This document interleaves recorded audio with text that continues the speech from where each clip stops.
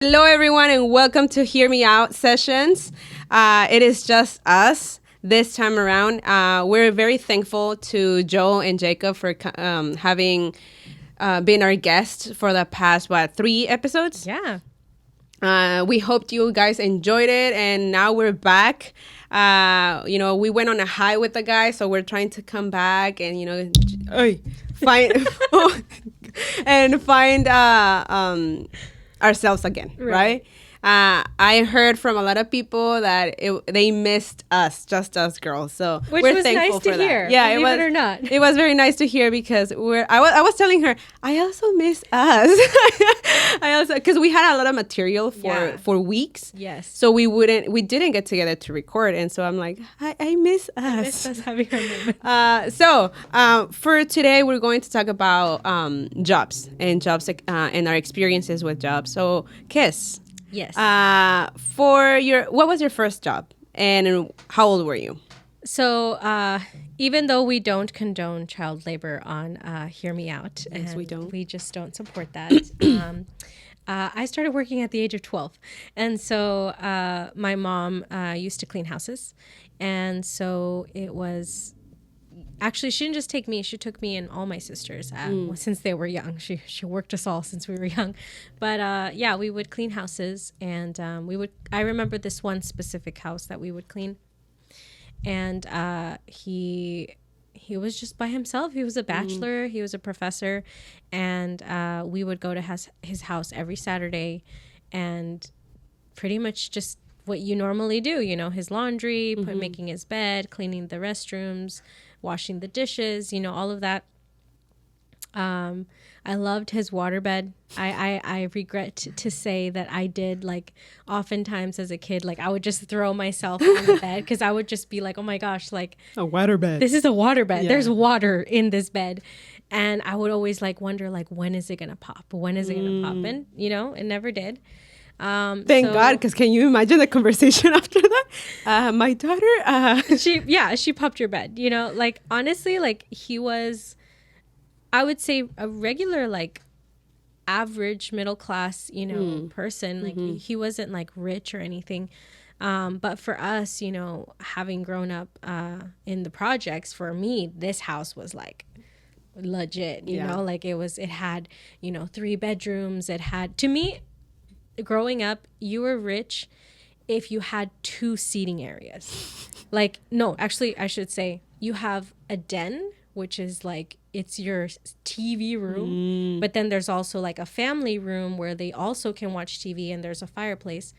But then you have the kitchen, and there's a place where you can eat, but then there's the dining area, like a full-on dining area. So to me, if you ever have 2 options of something, like, you're doing really well, Yeah. So, I started working there since I was 12, and I stopped working there about a year before I got married or so. Oh. So, Oh, that's a lot of years. it was a good amount of years. I mean, my mom never wanted to let it go because it was always that, like, side hustle, si Right. se puede decir. And after I stopped working there, I started working with my mother-in-law in also cleaning houses, like, to raise money for, like, my wedding and my honeymoon. She has a cleaning company. And so I honestly was just like, hey, if ever, like, you have extra hours and stuff. And it was also a great way for me to get to know my mother-in-law and my father-in-law. Like, I see that now as, like, that's probably why we have the relationship that we have. Because, like, before we were even married, I was working with her and, like, taking instruction by her. And so I got used to, like, how she was, how my father-in-law was. And so, I had my experience in cleaning. And by the way, I want to make a bracket because your in-laws love you, Kes. Like, it's just...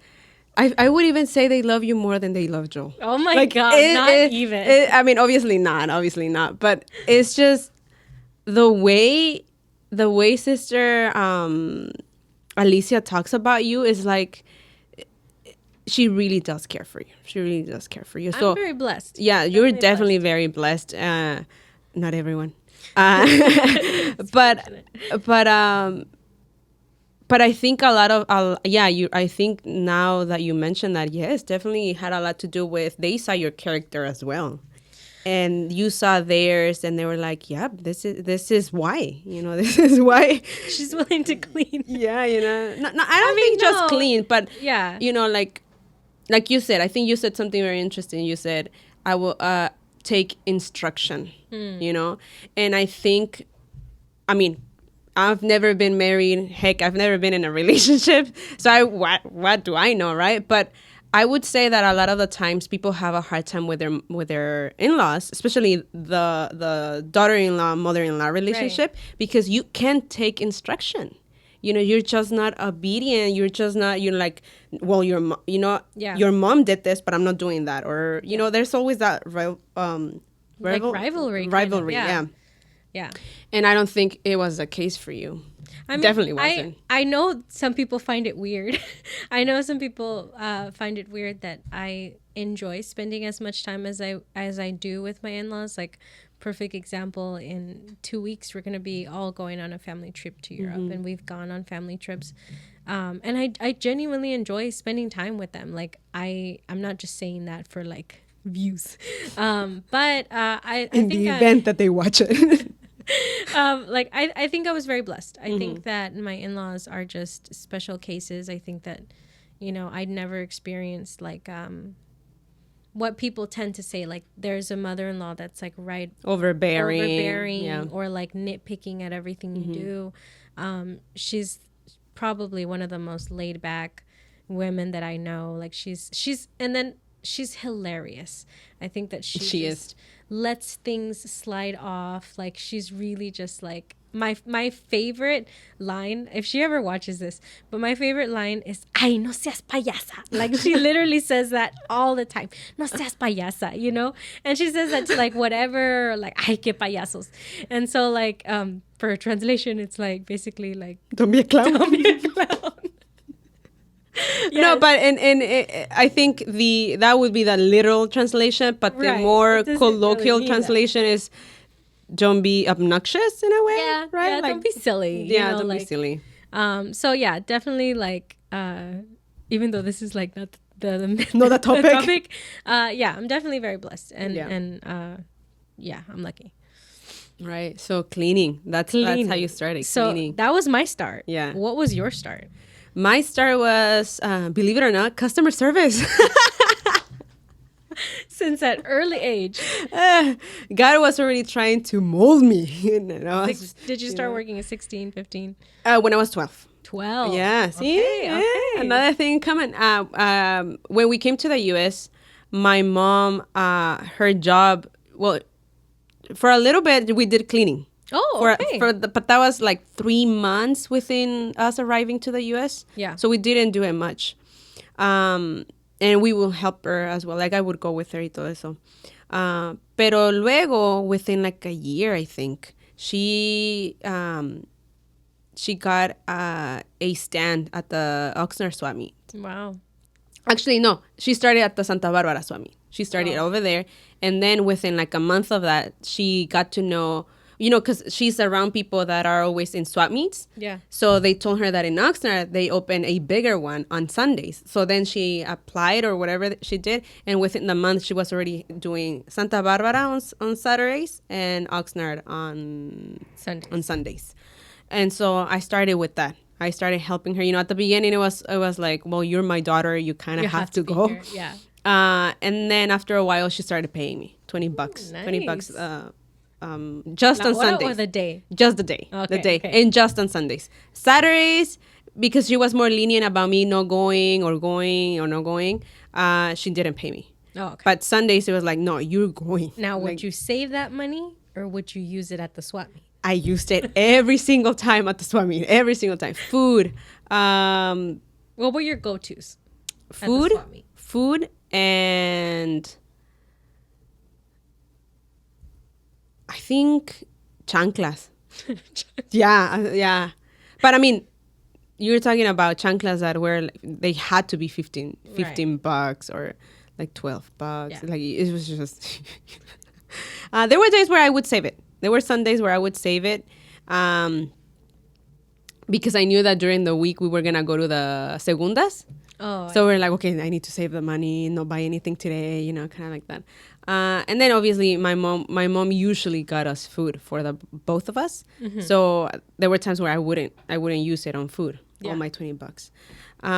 So that's how I started. I never really liked it. I mean, I enjoyed myself there, especially in the Santa Barbara Swami. Yeah. I really enjoyed myself there because that was more like a flea market. It was more of like people would take their own things and sell them. You know, and so it wasn't just new. Yeah, it wasn't just new. Veías cosas that were just, what is that? You know, and I'm a very curious person. So to me, it was just like, oh my goodness, what is this and what is that? And so it was just a whole new world on Saturdays for me. What was the like most interesting thing that you remember buying from that time? I was into Japanese culture at some point, and I remember buying a whole set of plates and mugs that I still have. That you still have, but it obviously like painted and designed. Yes, in the painted Japanese and style. designed in Japanese style. I think, if I'm being honest, I think it was Chinese. But this lady told me it's Japanese and it's authentic. And yes, you know, I mean, I was what, 13, 14 by that time. I'm like, oh my goodness, yes, I'll buy it. And so I bought plates and mugs, and I still have them. And I can't get rid of them. It's just every time I do a declutter, you just can't let them go. just can't let them go. I know I have to someday, because I don't think that's something I should take to when I'm married. Like, you know, we're not gonna use them. They're just there. Like, do you have like a tub of just mugs and tea? No, they're not a lot. Just those. Yeah, they're not a lot. It's just those, and it's obviously because they have they have the Japanese style art, you know, or Asian, I should say, because again, for all I know, it could be Chinese. Working at the swap meet, was this where your like love for shopping started? Maybe, yeah. Hoarding more than anything, because again, I would like to point. I always tell you, you're not a hoarder. There are actual hoarders out there, and there's a huge difference. Like, I guess. Well, my mom, she hoards things. And I mean, not to put my mom on blast, but not recently, like a couple years ago, she got rid of things she brought from Mexico. And me too. You know? So they were like, I mean, I kid you not, I still have letters from my friends in Mexico. Letters that they wrote me the day I left. Day we left, and I still have them. And do you still read them? Yes. Oh, okay. I do. Yes, I do. And to remind me that someone loved me at some point. Just kidding. But I do remember that it took us, to all my sisters, maybe Kelly not so much, but to to some of my sisters and myself and my mom included, it took us years to get rid of ropa de que traíamos de Mexico, cosas que they weren't sentimental. It was just, I think what it was is that when you grow in poverty, you can't let go of things because you're always thinking, me va a servir para algo, me va a servir para algo, me va a servir. So I think that was always our mindset of like, al rato me hace un paro, I need this later. Until this day, I sometimes buy things and I might never use them, but I'm still thinking I might use it later, one day, I'm trying to not do that. I'm trying to get out of that habit, especially because Kelly is very like anti-staying with things that you don't need. Minimalistic. Yeah, she's very minimalistic. So I can honestly say she hates going into my mom's room or my room because she's just like, oh my gosh. Yes, you have every Wonderland. Wall, every closet. You have Wonderland in here, and because I don't only hoard ropa. I hoard shoes. I hoard bags. I hoard collectibles. Receipts. Oh my God. No, not receipts. I mean, receipts of, for example, we went to watch a movie and I had fun. save that receipt. But like you have like a box of just like movie tickets that you really enjoyed? Yeah. Well, not a box. I put them on my photo album. Okay. So I have the tickets of when we went to when I went to concerts. I have, I have little trinkets like that of places that I went, and and it was just like, oh, a little memory. I have books. I have a huge problem with books. Like right now, I'm juggling 4 books, and it's just bad. It's just and magazines. I have a problem with books and magazines. To let them go. To let them go, yeah. I don't know. I mean, obviously, I know it comes from insecurity place, because I have ponder of it about it. Why can't I let go? And I think a lot of the times I can't let go because it feels like the knowledge will go with them. Oh, that's actually interesting. I finally got around it, and I figured when I thought of getting rid of something, it felt like I was getting rid of what I learned. And so I can't. I don't know. Cool though. Yes, but at the same time, you ask me how many times have I reread the books? Not really, So it's like I can honestly say there are 5 books that have made up my life, the Bible included, and that is it. The rest, it's just knowledge that I just have here, but I want somewhere. But anyway, I digressed. So that was my first job. Yeah. What about? Oh, now that that is your turn.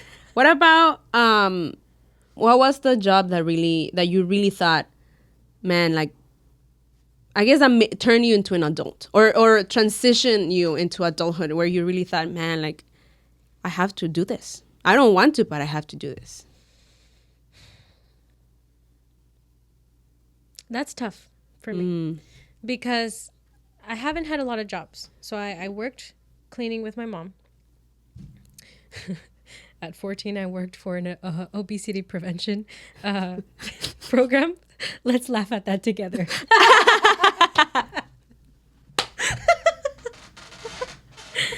Obesity prevention. Que aprendí. No. We play. So I worked that when I was 14 with the Ventura County. And then for a couple of years, I worked for TJ Maxx in retail, which I loved that job. And then at 20, I started working at church. And so I've only had 4 jobs, really, And so it's hard for me to say that working at church was what really made me adult, because I don't want that to come off like, oh my God, working at church is so hard that it's character building and it made you into an adult. But it is. But in some ways it did, because, I had just recently graduated high school. I was starting college, and I walked into working at church, and I didn't even know how to like send an email, really. I didn't know the difference between, CC and BCC and all those little things, answering a phone, and so I learned my first real whiff of office administration. And then because our church did health fairs and resource fairs, we were constantly meeting like community partners and stuff. And so like, because I was the secretary, I was supposed to be professional, and because those people in their jobs in the county are professionals, So if they're like, oh, you're the office admin, or you're the, whatever, they are expecting, like someone who knows how to type how many words per minute. And so like, I do think that in some ways that my job that I currently have still built me into have understanding for people and professionalism. I think those are the two. And honestly, learning how to deal with difficult situations, because working at church, you're dealing with a lot. You're dealing with like, we're trying to make a service happen. We're trying to make an event happen. But then there's also real issues that people go through. There's deaths that happen. Sometimes we wear different hats, I'm not always just, the treasurer right now, or at the time I was a secretary. On a different, month, I was planning a wedding. On a different month, I was, doing a funeral. And so like, it was a very like consistently changing job. So I think I learned professionalism, and I learned how to understand people, because again, working at church, you have this like disadvantage of not really being able to just like be like, oh my gosh, I can't believe that person is that way. It's like, no, you have to work past that and find the benefit of the doubt and give grace, because we're going to worship together on Sunday, and I need to love you through that. And so I would say that's how I became an adult at work, where I'm working currently. But I would say working at TJ Maxx, because it was the most physically demanding job I think I've had in all my jobs. And I'm sorry if that's like, oh my God, that's it, but those were the most physically demanding, because like you're going to be on your feet all day, you're going to be picking up after people. It was very disappointing to like have fixed an entire rack, and then someone was like pulling, and like something would fall on the floor, and then you're just like, okay, let me go back and pick it up, even though I just did it, And so to this day, there are times that like I see something on the floor and I pick it up, because it's like a reflex of like, I've been there, girl. Like I know what it feels like. So I think that job taught me patience, and it taught me it's not fair. Life is not fair, because there were times like, hey, the bathroom is clogged, you got to go unclog it. Or like someone, puked, someone's got to be sent to go do that. Or this is a person that's yelling and yelling and yelling. Like, oh, I'll never forget her. I had this customer that had gotten some shorts that were on a clearance rack, and they were not on clearance. When I scanned it, you can see in the machine, this is a recently like arrived item. So I said, oh, ma'am, the shorts are actually not on clearance. And she was like, what do you mean? They were on the clearance rack. And I was like, no, I understand that. But on our system, like once we scan it, we get to see if it is really on clearance, and it's not. And she's like, but it was on the clearance rack. And I was just like, and she's like, it wouldn't be, if it wasn't on clearance, it would not be on the clearance rack. And I said, well, that's actually not true, ma'am, because there's oftentimes that a customer could get an item, put it in a completely different rack that it doesn't belong. And so the item doesn't have to be on clearance. And she's like, well, that's false advertisement. And I was like, I was just like, ma'am, I'm sorry, but like, I cannot give it to you on clearance. She went carrying on you. And then I'm obviously summarizing what happened, but she's yelling. She's, being really like aggressive over a short that cost $14.99, and she wants it on clearance for $9.99. Like it really is. Es un escándalo por like, for what? $5? Like really? And so it gets to the point, she's like, I want to speak to your manager. I want to talk to them right now. This is false advertisement. Like, this is wrong. We need to look at the policies for TJ Maxx. And you're sitting there like, really, lady? You're going to go to the TJ Maxx policies and review and like fight this? So, I think this was the part that really taught me how life isn't fair. Because even though I was right and I handled myself at that time with professionalism, I never raised my voice. When my manager got there and she kept yelling and she kept insisting, she got her way. And my manager knocked off 10%. Y se calmó.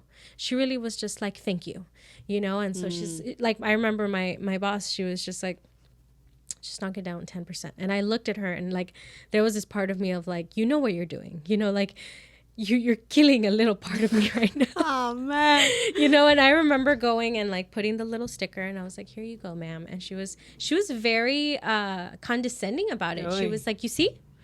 And so I was just like, oh, and I think that experience was like, it really was like, you're not going to get your way. Or rather, I'm not going to get my way. Even though I was right, like that was my reality check of like, this is a person that no matter how you talk to them, they're not going to see reason. They're going to walk away, and they're just going to get their way sometimes.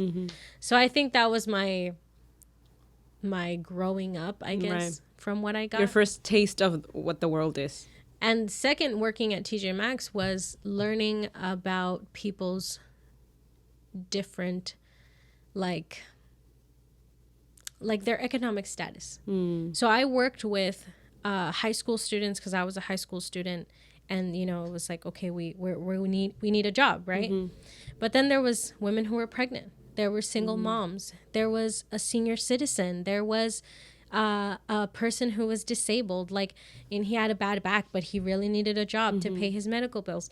I think that also taught me of the kind of, maybe not unfairness, but the reality of the real world. Right. Not everybody has the same opportunities. And I remember hearing that, like, when I was there, like, I would tell people, like, they would ask me, like, oh, mija, ¿qué vas a hacer?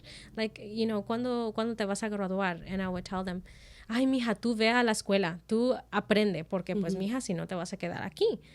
And I would just be like, oh, you know, yeah. And I didn't realize that, like, at that time, they were really saying, like, I can't get anywhere better than this. So you go and make something of yourself. And so I think that was hard. It was hard for me to see. There was a sweet old lady. She was probably like 67. She was old and she was working there. And there were times that I won't say her name, but let's call her Myrtle.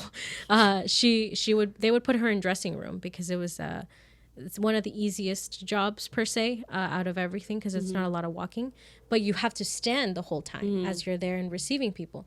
And I would see how she would get tired and stuff. And so the girls and we would go in there and we would be like, hey, Myrtle, like, go sweep the fitting rooms. We'll give you a little break. But she wouldn't go sweep the fitting rooms. We would let her go and sit down in the fitting room just so that she could have a break. Right. And so to me, that in itself was like, how is that fair? Like, how do the managers, like, not realize that, like, this is an old woman, that she needs a chair, you know? But obviously maybe policies, or maybe just, hey, this is a job, you need to be standing. Different times. Definitely. Yeah. Actually, yeah, because right now people get chairs. Yeah, that's true. So either way, I think that's how I grew up in TJ Maxx. It was just like, some things aren't fair, and this is what the real world looks like. What about you? What really, like, was the most character building job, and the most, like, man, like, this is the real world kind of a job? I think my first taste of that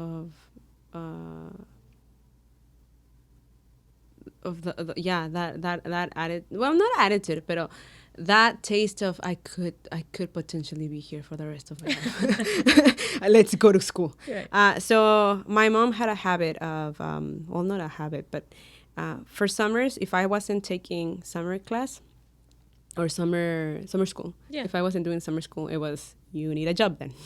You can't be lazing around. So I remember I think it was my juniors to go to senior. Okay. I think that was that summer. I started working at a fabric. At a factory. Perdón, es que en español es fábrica. En español es fábrica. En una factory. And I went with my sister Adriana. We started working, and obviously for me it was like to earn money or whatever. So I went. We go, and it's a packing house of limones, I think. Yeah, limones. So wake up early, right? Be there early, and then so I had 2 jobs there, which both I was bad at. I only lasted like 2 weeks. No, a week. I only lasted a week or 2 weeks. Por ahí así, no sé. So the first job that they made me do was to be in la banda, lo que le llaman la banda, which is pretty much this... the assembly line. The assembly line, yes. So the limones are passing you by, and you need to pick which ones are good, and you know, you need to pick out the bad ones. So you let the good ones run, and you pick out the bad ones, right? So I got dizzy. And I was like, this isn't for me. Like, there was a time where I was just like, oh my gosh. Yeah. So eventually, obviously, I was very slow. I was just not performing. So they changed me. Can you imagine Lula literally like... Yeah, no, I was like... But anyway, and so they changed me to cutting boxes, to destroying boxes. Oh, right. With your clumsiness. It was just, I cut myself many times with the cutter, the cutter. Exactly. And then you have to do so many, like, a minute. That's the funny part. So they put me with two ladies that they've been doing this for God knows how long. They're super good at it. They literally, to me, it looked like they were just doing this. Ta, ta, ta. They were done. While I was, the box. I was like, like I wanted to cut every single corner. And these ladies obviously knew where to cut exactly. So you just fold it and that's it. Right. But I wanted to cut every single corner, I remember my first day doing that. I had boxes, like, it was just hectic. Insane. It was insane the amount of boxes I had piled up. So much so that the ladies finished and they started helping me. They finished their own piles and they started helping me. And I was like, oh, thank you. Those 2 weeks, I don't remember, if I'm being honest. I don't remember if it was a week or 2 weeks. For me, it felt long. But every day I would get home, mis pies me dolían. I would cry. I would tell my mom, this is too much, mommy. Like, ay, me duele. My fingers hurt, I'm one of those people that si se marea, el mareo me dura todo el día. Oh, wow. Like, I can't recover. And so the days que me tocó en la banda, You were just... for the whole day I was out. For the whole day I was just sick to my stomach. And so then me mueven a las cajas and it's like my fingers hurt, my feet hurt because I'm standing all the time. And, eventually, I don't know if we quit because Adriana was like, okay, you kind of, I don't know if she saw me like, dude, you're sick now. Or if they just let us go because we're just not. You weren't quick enough. We weren't quick enough.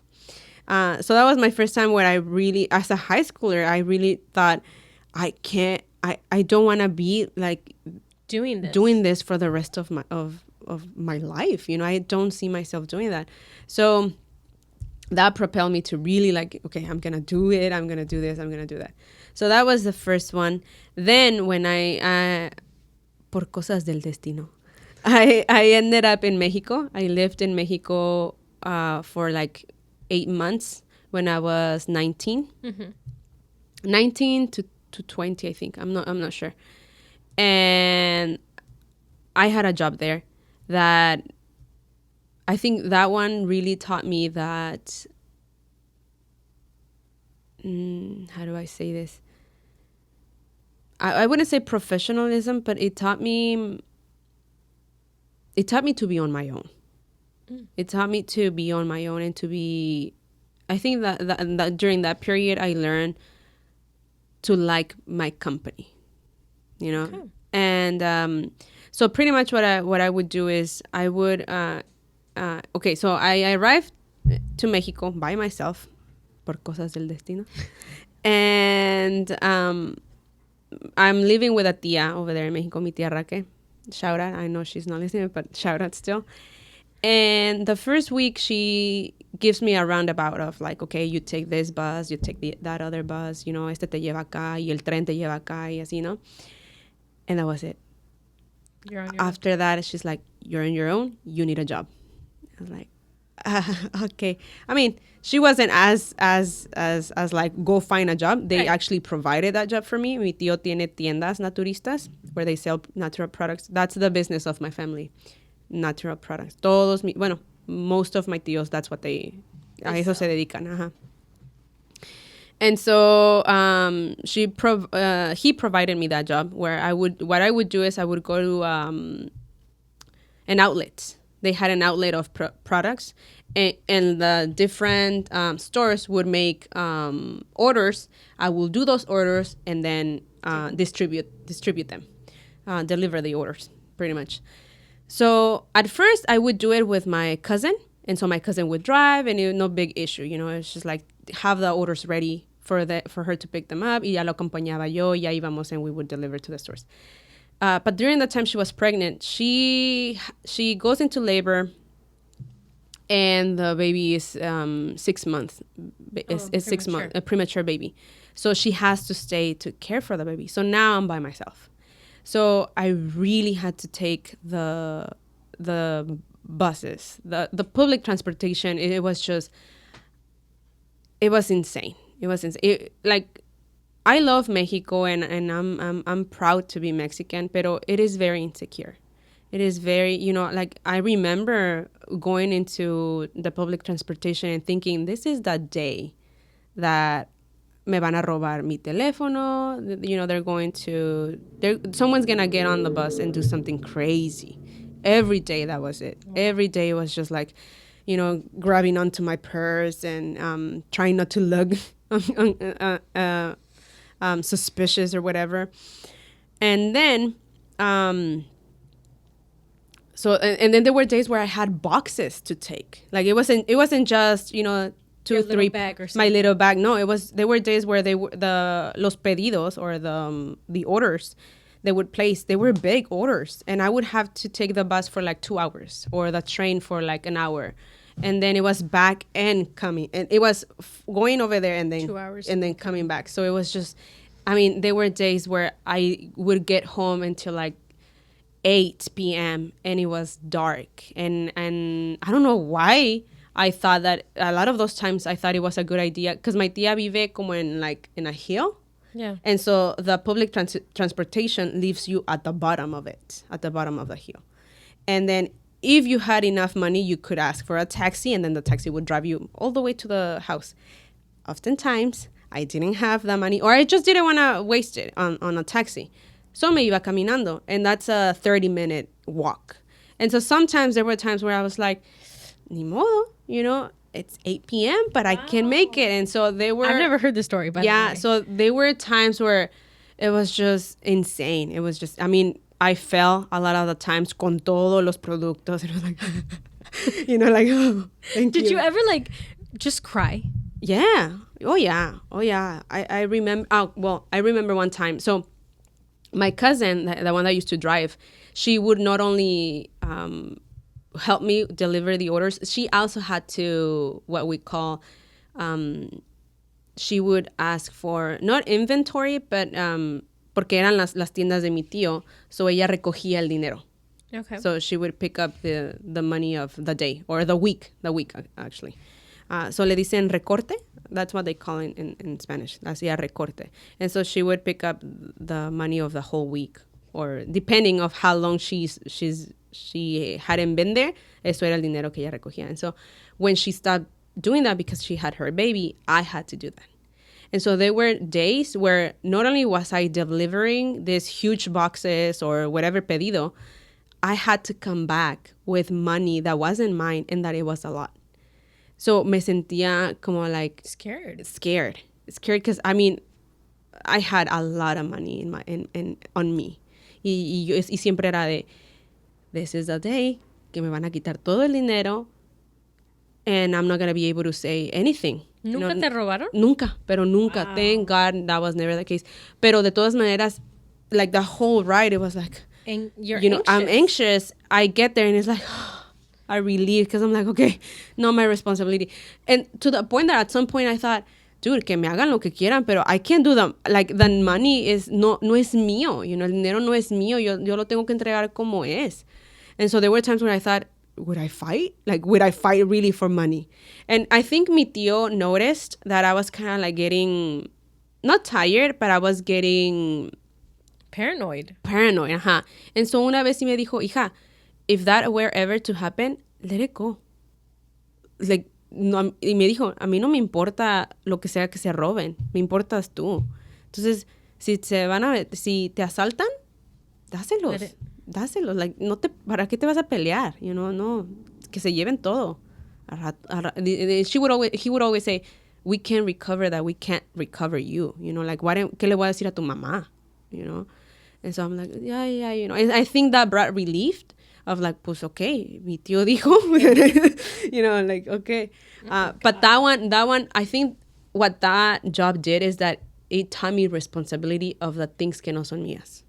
Because una cosa es tener responsabilidad. That's like, to me, that's like the bottom of it. Like, I feel like you got a taste of like how scary the world was at like 19. I mean, yes, but at the same time, the way I see it is that it was a different. Like, I don't think the world is as scary here as it is over there. Okay. So yes, I got a taste of how scary the world can be, pero también I have to take in consideration que pues, es el DF, is Mexico City. Any city is going to be dangerous. So, well, pero yes, I learned a lot. I learned to navigate myself by myself. I learned to, I mean, after a few months, I actually enjoyed it. You know, like, because mi tía was, you do you. You know, like, she wasn't never checking on me. She wasn't never, like, on me, you know, a qué hora vas a llegar y todo esto. Obviously, there were days cuando se me decía, hija, ya vienes. Y yo, sí, tía, ya voy en camino. But I think because of that, it taught me a lot of autonomy. Like, okay, yo soy responsable de mí. Yo soy responsable de que nada me pase a mí. Yo soy responsable of my safety. Entonces, if I'm responsible of my safety, should I really be there? Should I really be here? Should I really, you know? And I think because of that, it taught me también some fighting skills. Well, not fighting, because I don't fight, guys. But To be on guard. exactly, to be on guard. And to always, you know, look around and see, okay, does this look suspicious or not? Sketchy. And then that was one. And then the second one, the third one I would say is... You know what this made me think? That, like, obviously, like, where she learned all of this was in a very, you know, obviously there were real risks. But the way that she responds to, like, killing a bug sometimes reminds me, like, this is your risk now. This is what you're going through right now. Like, I'm on guard. Like, because I won't kill a bug, you know, like, I won't get up. And seeing how you respond to those situations, as small of an example and of a risk as it is, like, in a way, it's like you got prepared for that. Yeah, I get it. But here's the thing. When we... You know how sometimes you're so much on guard, you're so much on this guard that a lot of the situations, it's hard to not see it as life or death situations. Okay. When that's just your environment. So when, like, you don't know how to switch it off. Yeah. Like, you automatically I'm always are always on guard. on guard. Right. So it wasn't until we moved to LA, Kelly and I, because she went to an LA Institute and I went to Cal State LA, when I realized, oh, it's not as dangerous. You know, I mean, we live in North Hollywood and it was a very sketchy place where we lived. But having that experience made me realize it's not as bad. Levels. You know, it's not like that bad. And I managed to handle myself well, and God managed to save me from a lot of dangers. So when we were in North Hollywood, for me, a lot of things were like, you know, like, I'm unfazed by a lot of things. So I think that, but however, that transition of letting go of my guard, and now I'm not saying I'm not on guard, but realizing that it's we're not as bad. In a life We're not in a life. Right. That was hard because for a lot of things I was just like, you know. Oh my God, it was like you came back from war. You know, PTSD. Like PTSD, you know? No, that is funny. You know, that those are real issues. Okay, guys, we have a you know? terrible, like, habit, though. Like, sometimes we're having a very serious conversation, and one of our running jokes is, and then she got run over. Because, like, literally, like, there have been times... It's just I'm really bad at telling stories. I don't know if you guys have picked up on it, but... You're bad at telling seriously sad stories. Okay, like, yes. Like a tragedy happened. That's what you're bad at. And so, you know, I was telling her about a friend that she's lived a somewhat difficult life. And so I'm telling her all the difficulties, but in a very, like, matter of fact, you know? And I'm like... And she's listening. Wow. And then when you think it's over, I go with, and then she got run over last week. I'm like... So she lost it. And I was like, oh, and then I realized, oh my God, I should have started with that probably, you know, like I should have done a better transition. But literally, because I stood quiet, right? I took a pause for like a cool minute. And to the point that we both, I'm pretty sure you thought, I was okay, already it's like, done. que triste, you know, processing. Right. And then I don't know, I'm like, and she got run over last week. And so she's just like, okay, what is Still going makes on? me laugh. I'm so sorry. Like, but yeah, if ever you guys see that like seep into our podcast, like we're not jerks. No. Okay, we just no. have a bad habit. We get awkward. Yeah. Like we never, please to God, never sit us at a funeral because Although like, we've already done that and it was just not good.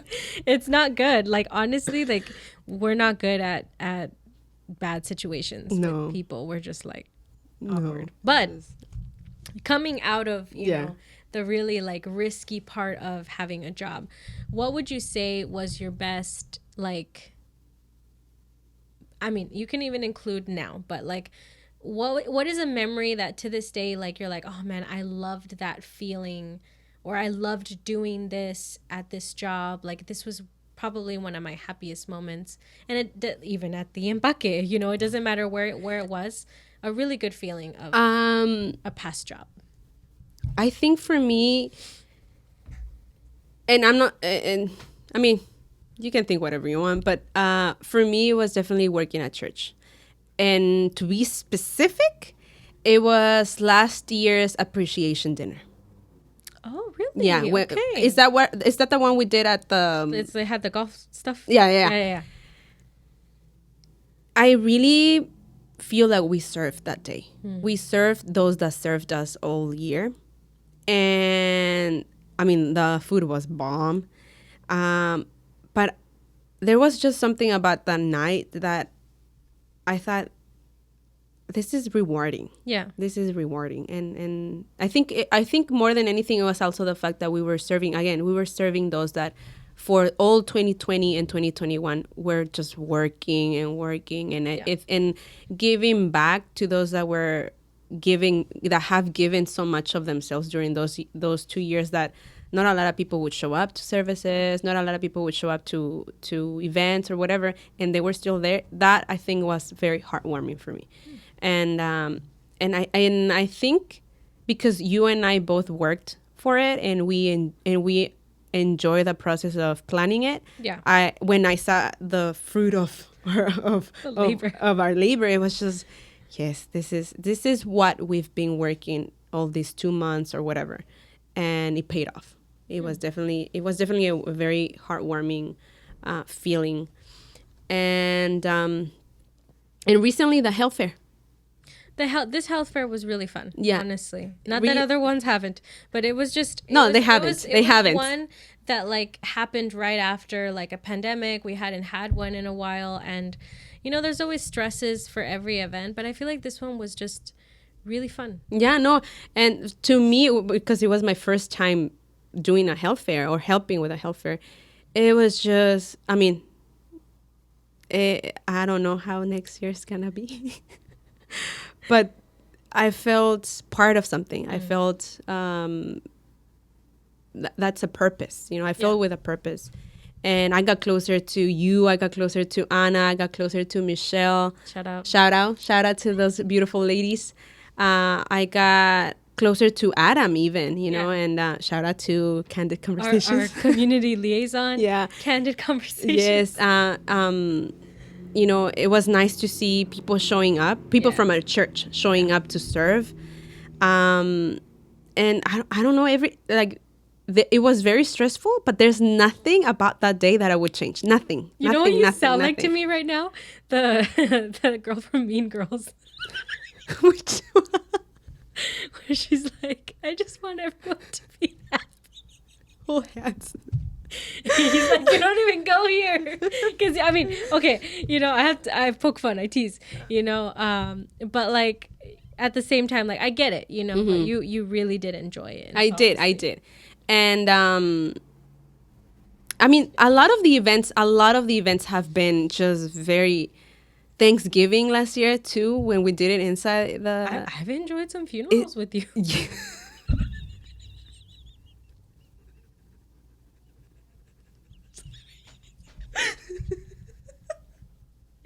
Okay, again, dark humor. This. Okay, Okay, and Allegedly, I feel you've like, enjoyed. I feel like I need to give a disclaimer. Okay, like no, when we are at a funeral, we are not making fun of anyone who has passed away by any means. No. But because we are on staff, we are catering, and we are ensuring everything's okay, and it's a long day, it's a work day, and so just as much as I'm pretty sure, even at my dad's funeral, like I know that the ushers were cracking jokes, I know that the musicians were cracking jokes, and I don't think that's a bad thing. Like we were going through the pain, but everyone else, it's also like it's a serving day, you can't take it personal. And so and of course tampoco no estamos ahí carcajeándonos, No. Con respeto. Con respeto. But yes. Funerals are interesting. People get up. Weddings are interesting. Okay, I'm done. Anyway. What about for you? Something that you're like, man. She went all like, I love to serve, I was going to say, I love when TJ Maxx let me put the latest merchandise. Because then I could save, like, oh, I got a new dress for Sunday, Okay. Like, I loved that. I loved my therapy sessions when I was with my mom. We had a lot of, like, tears and talks and just like, I'm sorry, I'm this way, and, blah, blah, blah. So I took that. At 12 years old. At 12 years old and through my teenage years, I loved working with my mother-in-law because, again, she was fun, but TJ Maxx. I did enjoy because the places that she would work at were really nice. And so I would be like, oh my God, this is a really nice house or whatever. But for something more meaningful, I think for me, it's the Christmas shop. I think the Christmas shop, because I've directed that event for a couple years now. I just fall in love. And then I love Christmas. I genuinely love Christmas. But I think last year, us going to Ross and having to buy all of the toys and honestly having people look at us because we had $1,000 worth of toys because we have funding for that, and then that all goes into donations for families in need. Nomás estamos comprando juguetes para nosotros. Entonces it's for the community. But it was fun because even though we're not the ones getting those gifts, there's something about getting to choose it and having that excitement of this is part of my job. It's part of my job to go and select some gifts and then we organize it and we work together. And then as tiring as it is, I think that's what I've loved about my job. Those days that we're there Friday and then Saturday and then Sunday and we're tired and yes, we're all groaning. No, it starts from Wednesday. Wednesday, really. Oh, if we're talking about specifically the Christmas shop, yes. And you're just I can't believe we worked so hard on this. But then there's that sense of community, because you have your friends that are with you on that. And you and me are coworkers, but we have friends, we have ushers, we have other people that volunteer, and we all get it. This is what we're doing, we're serving, we're changing lives, we're, helping. Entonces, yeah, that's definitely, I love that part of my job. I think that, more than anything, the best part of the job that I have right now is just that it's so flexible. Some days it's really just strictly finances, especially the beginning of the year with tax season for me. But then there are those days that it's our job to do an event, and then it's just nice. And then I think another thing that I find. And again, you can take it however you want. You can judge if I'm being honest or not. But I think we both can agree that also having those conversations with pastor, there's it's very interesting because he'll give us sort of a preview of what he might teach or what he might preach on Sunday, and I'll go home and I'll think about what he said, and not just think about, but share it with my mom, and then my mom will watch it on Sunday and say, "Yeah, he said what you said," and that to me is like, man, I'm privileged to be able to have that before anyone else does, and to be able to dissect it and probably think about it more than maybe other people have, you know? And so I think, you know, there are days where pastor is just, you know, he feels very, very like a friend. I mean, you know what it is? I think it's because when you work with leadership, you work with pastorship, you tend to kind of lose your leadership in the process because you're kind of a coworker. We're kind of both working together to do something. Entonces, I think that our relationship with pastor is very different than the average member, right? Because he's boss first. And so when we do experience those moments of like, I'm inputting into your life, I'm preaching to you, I'm giving you something. He's pastor in those moments. And I think that's why it means a lot, because what a lot of people get normally on an average, maybe more than we do, we get it in these small snippets, but it feels more personal because it's just the three of us. Yeah. You know, here's something to apply to your marriage. Here's something to apply to your future.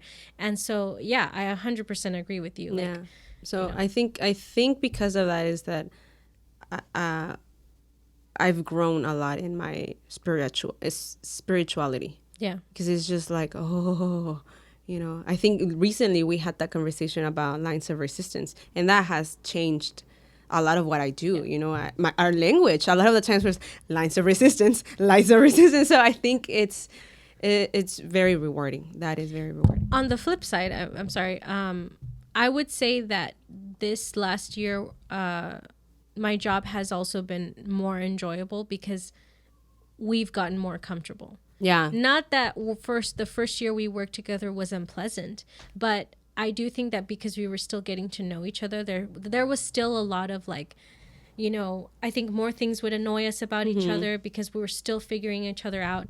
And I think now we are more like a rubber band, like we're more flexible and more like, it's not even a big deal, or I can really approach this and be okay because I know we have a relationship. I think that is what's also made our experiences with events and things that we do fun, because we were talking about this the other day and we're like, Lula and I don't hang out. We don't. We've only gone out on maybe 2 dates. Yeah. And that's it, you know? And it's like the other day I was just like, man, like Joel's going to go out with the guys and it's a Friday night and yeah, I have nothing to do. And I just looked at her and she's like, yeah, like that must suck. And it's like neither her nor neither me was like, you want to hang out? I think I said like, I like how I'm not offering to do anything. But it's like we see each other every day and then we work long hours at times for certain events. That is our hangout. Like we're going to Ross and we're buying $1,000 worth of toys. And so yeah, no, definitely. I think this year around, and it really makes me wonder sometimes, okay, if we're this comfortable, where are we gonna end up? It's just hermana, así no se cocina. Hermana, por favor. You know, and but yes, definitely, I think this year has been more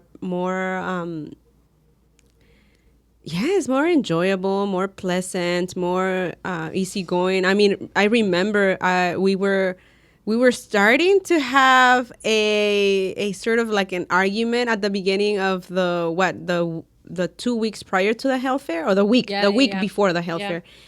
And we were very keen to say, okay, no. Hey. Let's nip it in the bud now, because trust and believe it's going to be very stressful the day of, the day after, the day before. So whatever it is that we need to get over, let's get over it now and move on. Because you know, it needs to be done. And I think we went over that hump pretty. I can't even remember what we are. You know, we I don't remember either, but yeah, she does. I know, I do. I remember, but I won't say it. And it was my fault. It was because yes, I'm not gonna give it away, but it was my fault. And I remember you being the voice of experience, because you've had experience before with the health fair. You were the one to say, it's going to get worse. And if we don't fix it now, we might not be on good terms at some point, you know. I'll tell you off camera. But anyway, just to wrap it up, is Working. Yes. Is working a good thing or a bad thing? Working. How about this? I guess we can both agree that we find purpose in working. Yeah. Right? We find a sense of working. Would you like to be do you see yourself being I'm pretty sure when you have kids, you're gonna want to stay home, right? That's a never-changing topic. But do you think that you can stop working? I see the benefit in a mother who stays home with her children, for sure. I don't think that it's everyone's calling. I think some women really enjoy working, and I think some women enjoy being at home with their kids. But I do think that a lot of what I have learned in life that has prepared me for the experiences that I go through is because of my job experience. Whether that was dealing with a difficult person or understanding that the world is unfair, that helped mold me to appreciate what I have and to understand how the world works. So I do see the value in having a job. I see the value in working. I see the purpose in working. Now, do I think I would lose that if I stopped working? I guess it depends. I think it depends on what am I really putting my time in. If my time is to raise my children, I don't think I would lose my purpose. I don't think I would lose my knowledge as a person. But I do believe that, like Joel, I don't think that I would ever retire. I think that if for whatever reason I stopped working for 10 years to raise my kids, un decir, and they're now in high school, or not high school, by then they're in elementary, they don't really need me or something, whatever. I do think I would either go back to work or I would dedicate myself to ministry. I think we should always be involved in doing something, whether that's a job, your family, or helping others through a ministry or something, public service. I think we should get involved. I think that when we stopped, like we talked about this in a couple episodes, stagnant waters, what is it? They Create stink mold, up. basically. Yeah, se echan a perder. Entonces, yo no me quiero echar a perder. Entonces, for that reason, I think that if I ever stopped working, it would really be I don't think it would be an easy decision. I think I would really have to think about, like, financially, are we even able? But yeah, I don't think I would lose my knowledge if I stopped working, is what I'm saying. Pues de aquí a allá ya vas a ser dorca, full-fledged dorca. You'll be the leader of mujeres for de sure. valor. Oh, it's gonna happen, guys. It's gonna happen. And I'll be the Dorca presidente for 4 years and vicepresidente for 4 years, and then we switch. For sure. I definitely would love to do that, but we're in Dorca in training and we need a lot to work. Oh yeah. Well, yeah. I'm not even married and I'm already a dorca in training. What about you? Do you think you would ever stop working? I do think but I agree with you. I think it also depends on the situation, you know, like if I'm able to stop working, why not? You know, pero if we're struggling, si no se puede, no se puede, you know, y tampoco quisiera echarle toda la carga a mi esposo como like, well, you take care of it porque yo no quiero trabajar. Maintain my lifestyle porque yo no quiero trabajar. No, I don't think that's the right attitude to have. Do I think I'll work because I need like a purpose in my life? Todo eso? I'm not sure. I think I'm a lazy person. No, I think that I have. What about art? That's where I was going. I think I have a lot of hobbies that I would like to hone and just be really good at them. Take a class. Yeah, exactly. Take a professional class on embroidery. Take a professional class on, knitting, take a professional, like, so I think because of that, I'll find things to do, Yeah. But for example, if I were to go back to school and I do become a family therapist, I do think that that's something that there is always a need for. Yeah. So because there's always a need for that, I think I would not stop working. Or rather, I would stop working for the child, to raise the children, and then I'll continue to work because there's always a need for that. Right. But my dream, my ideal, is to, and I don't know why I have this very specific dream, but to me is my husband goes off to work. I pack his lunch every morning at 5 a.m. in the morning. I send him off. Bye, baby. I love you. I get ready to get the children ready for school. I send them off as well. I go downstairs and I open up my shop. Your shop? My shop. What kind of shop? Books and flowers and coffee. Oh. Just a shop where people can just go, ask for a coffee, sit down, grab a book, read it. When they're done, put it back, pay for the coffee, maybe buy some flowers on their way back, on their way out. That is my dream. To have it downstairs, my home. Just literally just go downstairs, open my shop. That is my dream. I don't ambition for a big house. I mean, it'd be nice, but I see myself living a simple life, but a very, very happy and fulfilling life, where my husband works, I take care of the children, but I do have my own thing, and it's just right there, at the tip of my fingers. Yeah, so I think that's beautiful. I think that's actually a beautiful. She's never told me this. Oh, I'm still you guys might think that we plan these podcasts sometimes, but we have no script. No, I just learned this, and I think that's a beautiful dream. Thank you. Dude, flowers and books, it's you. Yeah, exactly. And then, I don't know, I've always thought that would be my thing. Like, I would have a shop with books and flowers. Why is your dream to me like in sepia for some reason? Like that color. I just see it in that filter sepia everywhere. That's beautiful. Oh, thank you. For my future husband, if you're listening. Take notes. I don't want a big house. I don't want nothing grand. She just wants a flower cup. I just want a shop. All right. Alrighty, guys. Well, thank you for joining us on this episode. We hope you guys join us next time, and whatever the next topic is, and stick around. Bye.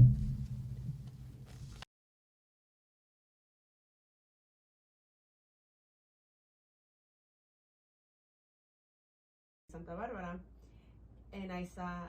Did you press record? No.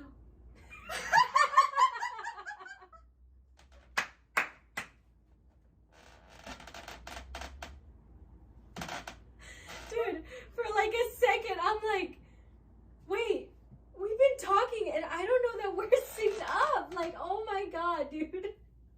You had one job to pay attention to Joel. I honestly thought, oh, he pressed it. But no, he told me.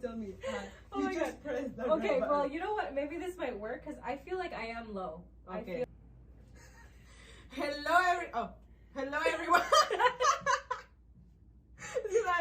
forgot to do the count. No, it's fine. All right, 1, 2, 3.